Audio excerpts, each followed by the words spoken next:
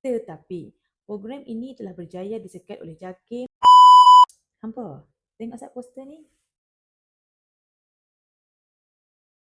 Ya, betul. Sebuah NGO telah merancang untuk melaksanakan program Glamping with Pride yang dijadualkan berlangsung pada 17 dan 18 hari bulan Januari nanti. Tetapi, program ini telah berjaya disekat oleh JAKIM dengan kerjasama PDRM dan Jabatan Agama Islam Selangor. Ini demi memastikan tidak ada sebarang program yang bercanggah dengan ajaran Islam berjaya dianjurkan. Jadi, kepada pemagang, bawalah isu lain.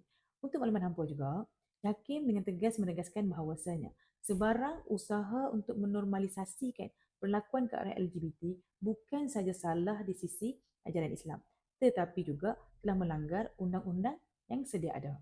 Dan untuk makluman hampa juga, Menteri Agama kita, Dr. Zulkifli Hasan telah menegaskan bahawasanya kerajaan tidak akan berkompromi dengan mana-mana perlakuan ataupun amalan yang jelas bercanggah dengan ajaran Islam. Tindakan yang tegas akan dikenakan kepada sesiapa saja yang melanggar ketetapan berikut.